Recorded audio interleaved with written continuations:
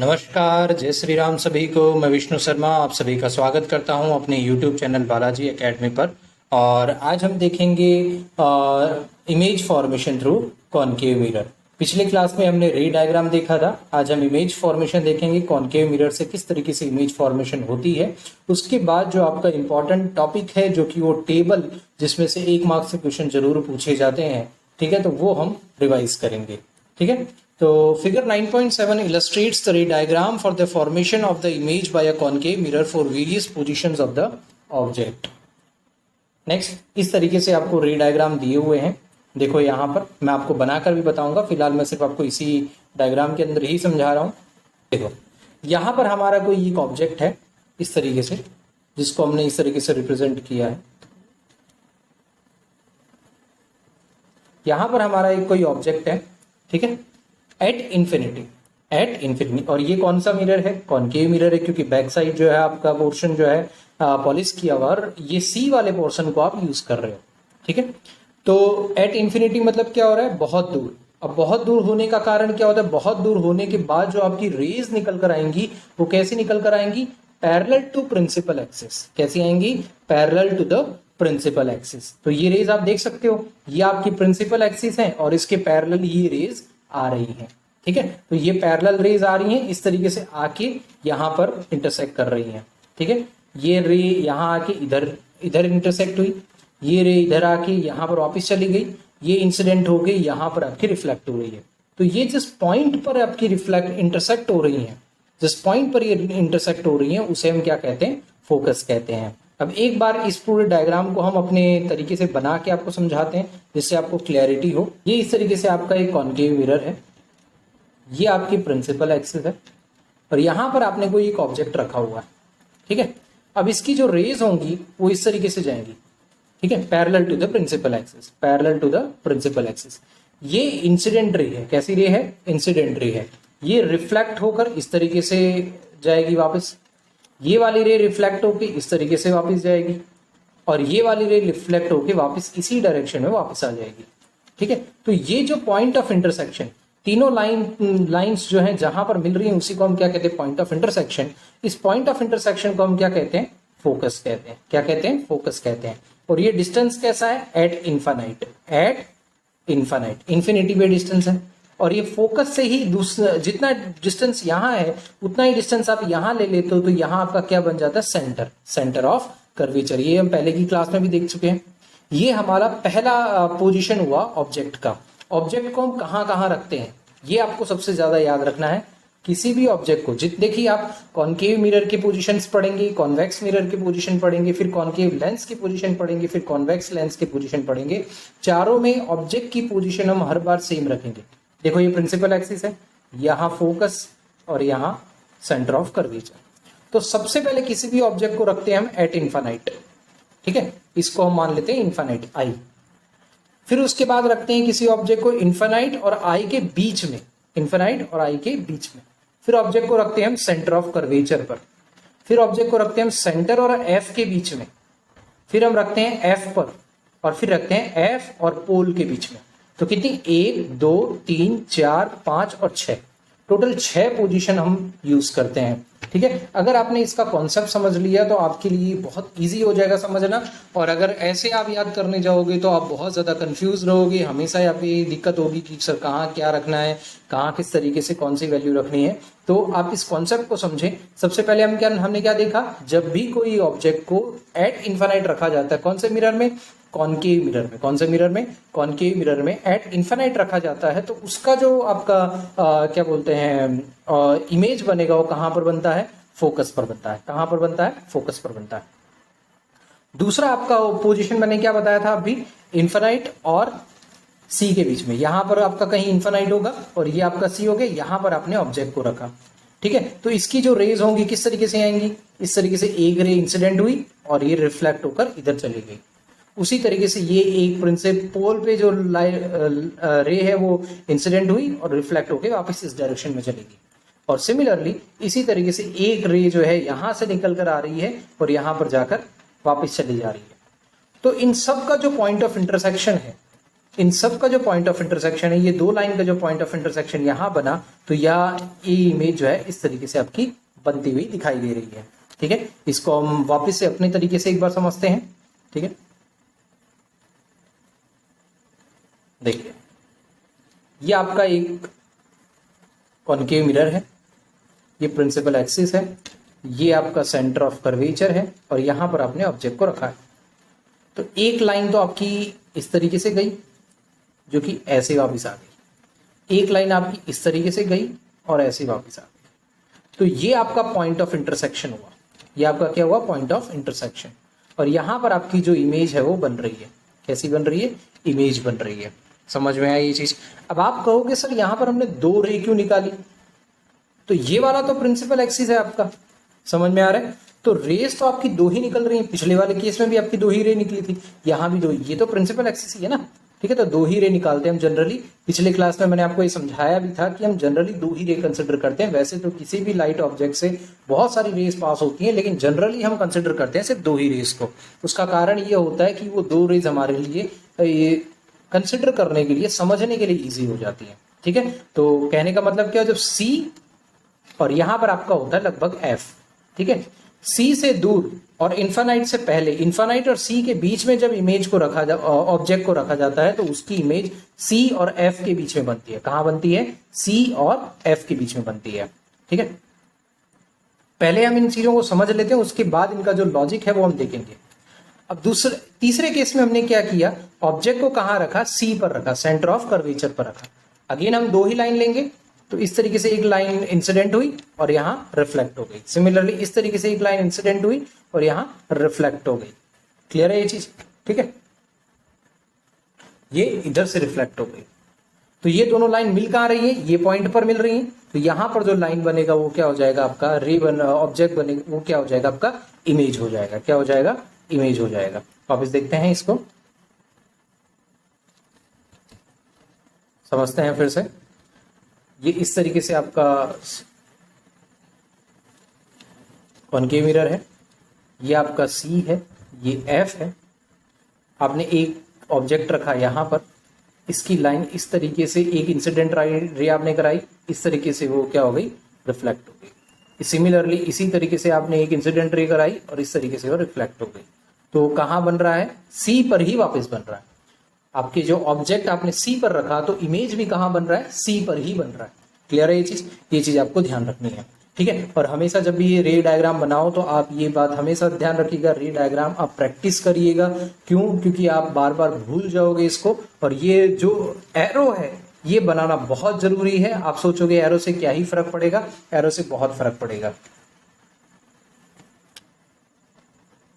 आगे बढ़ते हैं। उसके बाद अभी हमने क्या देखा, सी पर देखा। अब सी और एफ के बीच में, अब हम कहां रखेंगे ऑब्जेक्ट को, सी और एफ के बीच में। देखो सी और एफ के बीच में हमने ऑब्जेक्ट को रखा यहां पर, तो एक रे यहां चली गई, एक रे यहां चली गई। ठीक है, ये रे रिफ्लेक्ट होके कहां आ रही है, यहां आ रही है, ये वाली रे रिफ्लेक्ट होके यहां आ रही है, और ऑब्जेक्ट का जो इमेज है वो इस तरीके से यहां पर बन रहा है। ठीक है, तो मुझे उम्मीद है आप ये समझ गए होंगे, तो इसलिए मैं इसका डायग्राम नहीं बना रहा। ठीक है, अब आगे बढ़ते हैं। अब हम रखते हैं एफ पर, ऑब्जेक्ट को कहां रखेंगे, एफ पर, फोकस पर रखेंगे। ठीक है, तो फोकस पर हमने जब रे को रखा, ऑब्जेक्ट को रखा, तो एक जो रे है वो इस तरीके से जाके यहाँ रिफ्लेक्ट हो रही है, और एक रे जो है यहाँ इंसिडेंट होके इस तरीके से रिफ्लेक्ट हो रही है। मतलब वो कैसी जा रही है, पैरेलल लाइंस जा रही हैं, और पैरेलल लाइंस कभी भी एक दूसरे को इंटरसेक्ट नहीं करती हैं, इसलिए एट इन्फिनाइट पे चली जाती। समझ आया, कहाँ चली जाएंगी, एट इन्फिनाइट पे चली जाएंगी। उसी तरीके से लास्ट जो इसका वो है वो हम देख लेते हैं। अब हमने कहाँ रखा, एफ और पोल के बीच में, एफ और पोल के बीच में रखा। तो ये इमेज था, सॉरी ऑब्जेक्ट था आपका, इसकी एक रे इस तरीके से गई और एक रे इधर भी इस तरीके से गई। अब देखो पैरेलल रेज जा रही हैं, वो एक दूसरे को कभी इंटरसेक्ट नहीं करेंगी, और इस तरीके से जो रेज जा रही हैं वो एक दूसरे को कभी इंटरसेक्ट नहीं करेंगी। तो ऐसी कंडीशन में हम क्या करते हैं, इन्हीं रेज को पीछे की तरफ एक्सटेंड करते हैं, तो हमें क्या मिलेगा, उनका एक पॉइंट ऑफ इंटरसेक्शन मिलेगा, और वहां पर ही आपका इमेज फॉर्म होगा। क्या मिलेगा, एक पॉइंट ऑफ इंटरसेक्शन मिलेगा, वहीं पर आपका इमेज जो है वो फॉर्म होगा। ठीक है, अब आप कहोगे सब पिछले वाले केस में हमने क्यों नहीं पीछे किया, भाई ये वाले केस में भी तो आप इसको पीछे ले सकते थे, लेकिन ये वाले केस में आप पीछे लेते तब भी ये पैरेलल ही जाती, इसलिए हमने यहां पर पीछे नहीं लिया। तो एक बार हम रिवाइज करते हैं इन चीजों को फिर से। देखो सबसे पहले आपने क्या किया, आपने एट इन्फिनाइट पर ऑब्जेक्ट को लिया, और जब इन्फिनाइट पे आपने ऑब्जेक्ट को लिया तो ऑब्जेक्ट की जो रेज है वो इंसिडेंट होके कहां पर मिल रही है, फोकस पर मिल रही है। अब आप सारे जो आपने डायग्राम देखे उनमें एक चीज कॉमन देखी हो, एक चीज देखी होगी कि सब में हमने इमेज को इंडिकेट किया। इसमें देखो यहां पर इमेज को इंडिकेट किया, इसमें यहां पर इमेज को इंडिकेट किया, इसमें यहां पर किया। ये वाले में तो इमेज बन ही नहीं रहा क्योंकि पैरेलल लाइंस है, और ये वाले में हमने इमेज को यहां इंडिकेट, यहां पर हमने इमेज को इंडिकेट नहीं किया।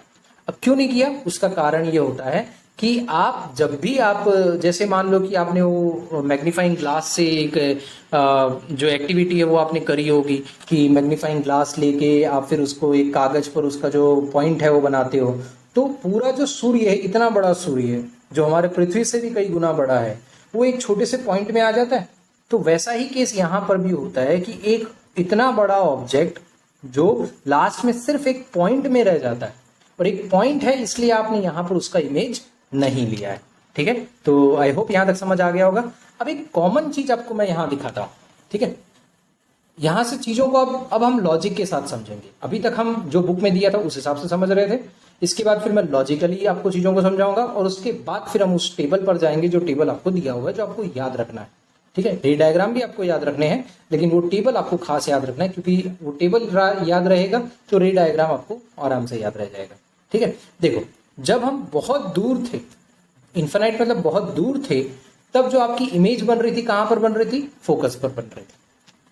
अब आप धीरे धीरे क्या कर रहे हो, पास में जा रहे हो। जैसे जैसे आप पास में जाओगे, जैसे जैसे आप यहां इन्फिनाइट होगा सपोज, तो आप जैसे ही थोड़ा आगे गए तो आपकी इमेज फोकस से थोड़ी दूर जा रही है।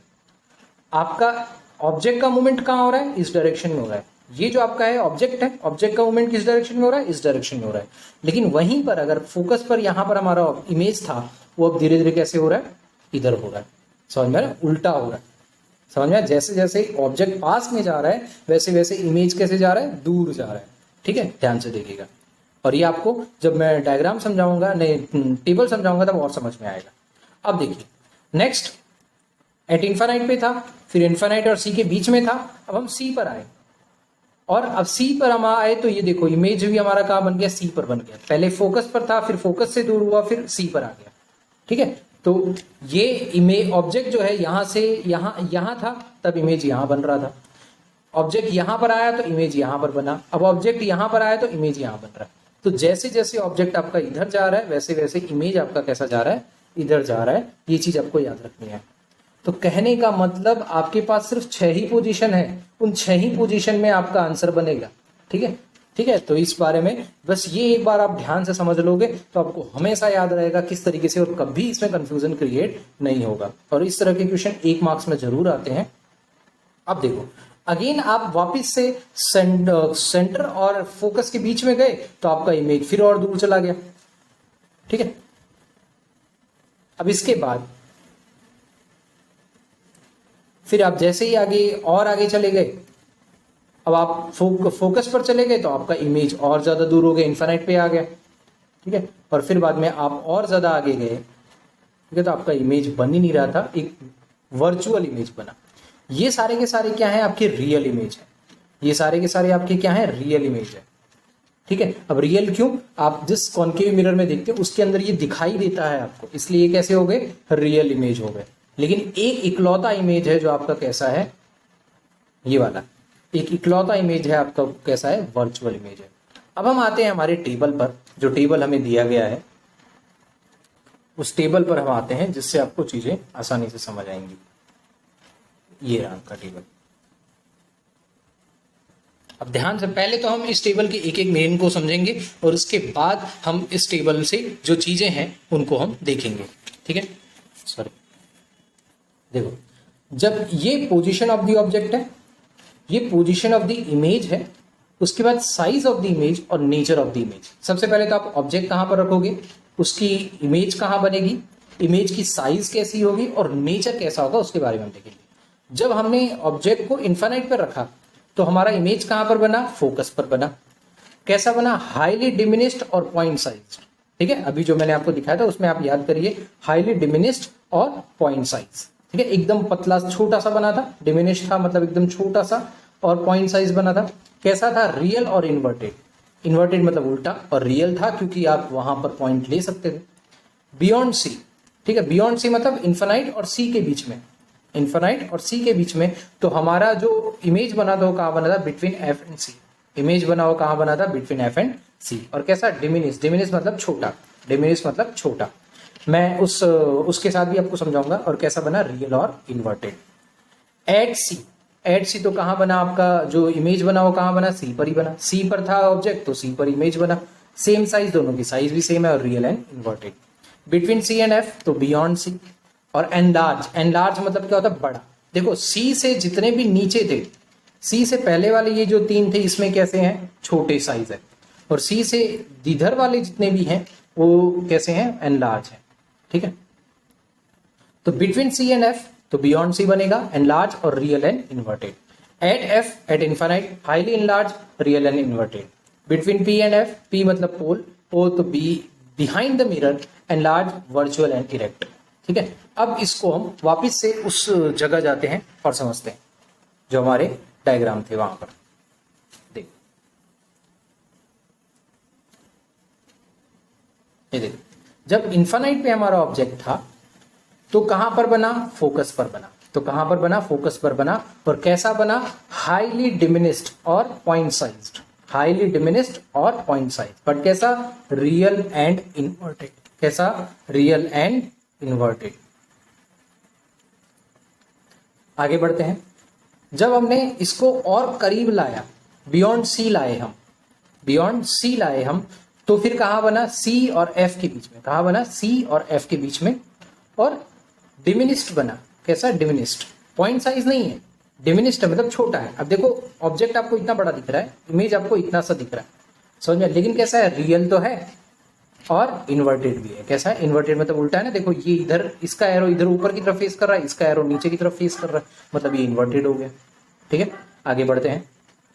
अब जब हम यहां पर सी पर लेकर आते हैं, इसे सी पर लेकर आते हैं, तो जितना इसका साइज है उतना ही इसका भी साइज है। बस फर्क क्या है? ये इन्वर्टेड है, उल्टा है। और जो ये सी पर बन रहा था ये भी सी पर ही बन रहा है।